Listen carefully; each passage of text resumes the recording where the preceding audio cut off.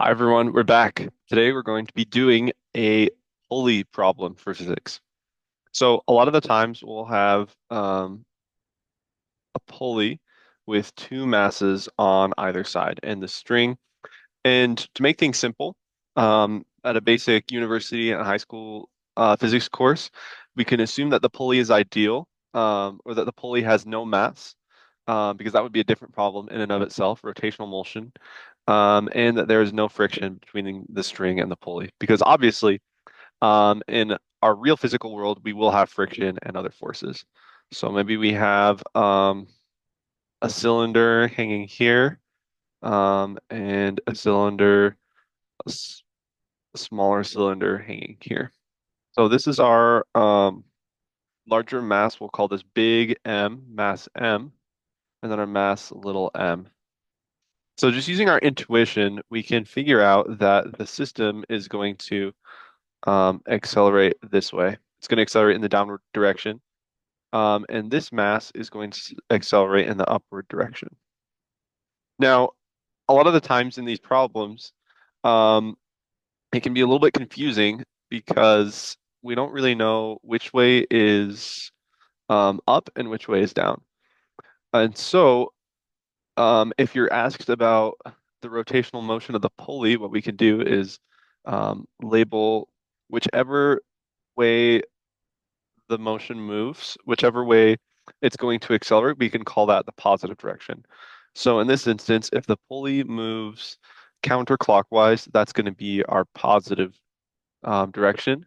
And if the pulley moves negative, that can be our negative can be the clockwise direction.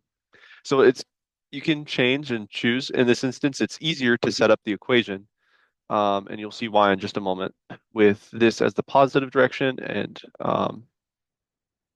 clockwise as the negative direction. So how do we figure this out? Let's draw some free body diagrams first. We have our mass capital M right here. Um, and what are the downward forces that are acting on mass M? Just the force of gravity, right? And what force is acting upwards?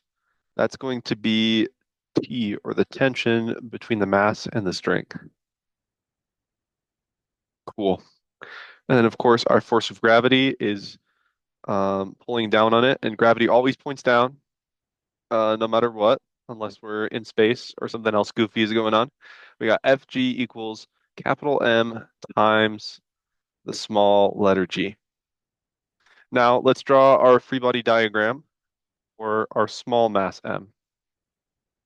Actually, let's go back on this one and erase just a little bit. The reason that I'm erasing is we want to draw T to be actually a little smaller. Our Fg is larger um, than our force of tension because the system is going to be accelerating in the downward direction. So because Fg is larger than capital T, or a tension force, um, it's going to be moving down. Newton's second law, force equals mass times acceleration. Now, in this instance, for little mass m, are we going to have a smaller tension or a larger tension than the force of gravity? Yeah, the tension is going to be larger because it's accelerating in the upward direction. So we'll draw big letter T and a small little mg for our force of gravity. Sweet. Well, what do we do? How do we go about solving a problem like this? We can use Newton's second law, which is the sum of all forces is equal to mass times acceleration. And actually, it's going to be the sum of all the masses and accelerations on a system. So let's um, let's make an equation to kind of substitute for these things. So we can use these equations that we have based off of these systems right here, and we can solve them together. And this is a really common type of problem, and we'll be able to go all sorts of directions from this. So let's work with the big mass first. So we have, because the sum of all forces because we're accelerating, the sum of all forces is not equal to zero. So we're not going to set this equation to zero because it's moving.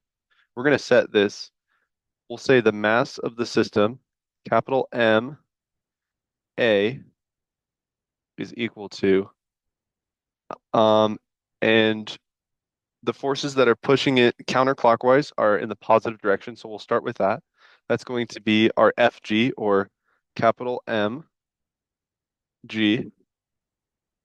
And then the force of tension is pushing upwards, but it's pushing in the counterclockwise direction. So we're going to do minus T.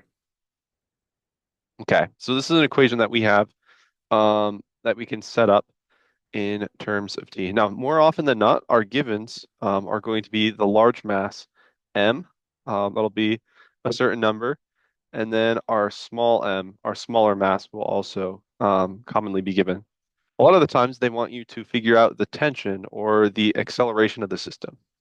So what we can do, in order to find these things out, um, we can write it as T equals, MA, or excuse me, that would be capital M G minus MA. And now, because we have this, we can do some algebraic manipulation with the next equation, in order to get our acceleration. So let's jump down here, and now instead of focusing on big M, we're going to focus on the small m right here. So we can write it, in a similar way. The mass times acceleration of the small mass is equal to, um,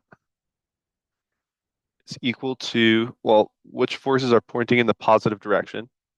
Our tension T is causing it to move in a counterclockwise direction. So we'll start with that T. And then because mg is pointing in the counterclockwise direction, remember, it's the other side of the pulley. And because of that, it's going to be negative. It's going to be flip-flopped from the first part of our equation. Because the force of gravity is pointing downwards, and it's on the right side of the pulley, that's what's going to make it in the negative direction. Does that make sense? So we have our small m times A equals T minus mg. If we do a little bit of algebraic manipulation, we can solve for T. T equals mg plus ma. Okay, great. What do we do next? Well, most of the time you'll be asked for the acceleration of the system. That's going to be what they're asking for. So you can combine these two equations right here and make this mega equation, capital M G minus capital M A equals mg plus ma. And then we can do some fancy schmancy algebra and, isolate the variables that we want to. So capital Mg minus Mg is equal to capital Ma plus Ma. So we factor out the A's. That would be A M plus M is equal to capital Mg minus Mg. So what we can do is divide both sides by M plus capital M. Acceleration is equal to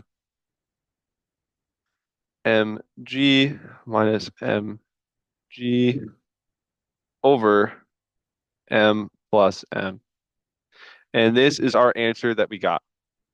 Now we took what we have our givens, the, two masses are given, and, we plug in those values, and of course we know g is the acceleration due to gravity, negative 9.81. And yeah, there we have it. Now this makes things incredibly easy. And just a little mental check, because we chose counterclockwise as our positive direction, we also want to check that our acceleration is positive in the same direction. So when we plug in these numbers, we want to get a value that makes sense, and a value that is that makes sense with what the directions that we've chosen. Sweet. And from there, if you're asked for tension, you could use either of these two equations right here that we made, and plug in our given values. So easy peasy. These pulley problems aren't too bad. Once you think of each individual mass as its own free body diagram, we draw the forces. And remember, it's super important to know the direction of things. You always want to be sure that you choose your positive direction and your negative. You can choose either or. It's usually easier to do the positive direction as counterclockwise for the pulley. Hope all this makes sense. Have a good one and best of luck. Keep on crushing it with the physics. I'll see you.